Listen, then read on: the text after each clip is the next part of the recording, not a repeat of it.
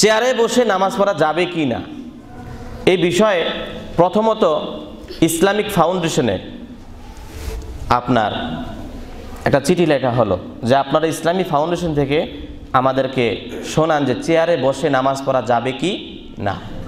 তখন Islamic foundation মানে বাংলাদেশ সরকার কর্তৃক যে বোর্ড, সেখান থেকে তারা একটা ফতোয়া দিল, এটা টিভিতে প্রচার হয়ে গেছে যে চেয়ারে বসে কোনো অবস্থাতে নামাজ পড়া যাবে না। পরবর্তীতে বাইতুল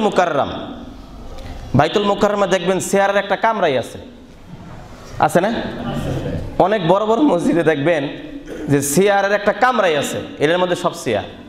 তো এর মধ্যে যাই আবার ওই এমপি মন্ত্রী আইলে এরা বৈশা নামাজ পড়তে আবার সমস্যা, তো এরা কি করে ওই চেয়ার নিয়ে বসে, একটা আলাদা ভাবটাপ নিয়ে আমি নিচে মসজিদের সঙ্গে একসাথে বৈশা নামাজ পড়বো, এটা কেমন লাগে, তখন সে চেয়ারে যায় বৈশা নামাজ পড়ে।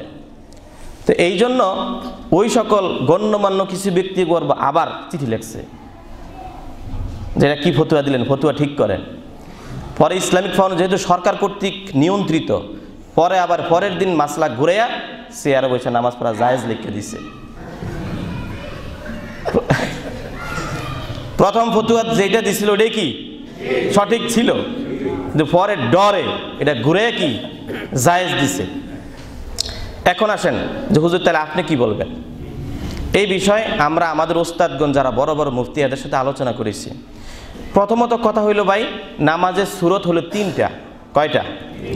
আগে বুঝেন, এরপরে মন্তব্য করবেন। নামাজের সুরত তিনটা, তিনের বাইরে কোনো সুরাত নাই। এক হইল দাঁড়াইয়া, যদি সম্ভব না হয় বৈশা সম্ভব না হইলে শুইয়া, এই তিন সুরাতের বাইরে কোনো নামাজ নাই। চেয়ারের বিষয় হলো সবার লাস্ট। যদি কোনো ব্যক্তি বৈশা নামাজ পড়তে অক্ষম হয়, মানে বৈশা নামাজ পড়তে সে পারে না, মানে হাঁটু চিনচিন করে ব্যথা করে, ধরে রাখতে পারে না, মানে একের পর এক ব্যথা করতেছে টনটন করে, সেক্ষেত্রে আমাদের ওস্তাদগণ বলছেন যদি এইরকম পরিস্থিতি তার হইয়াই যে বৈশা শেষে থাকতে পারে না, সেক্ষেত্রে সে সর্বশেষ নিরুপায় হয়ে চেয়ার ব্যবহার করতে পারবে। তবে এটা একবার সর্বশেষ, মানে আমার পিঠে যখন দেওয়ালটা ঠেকে গেছে তখন, এই ছাড়া নয়।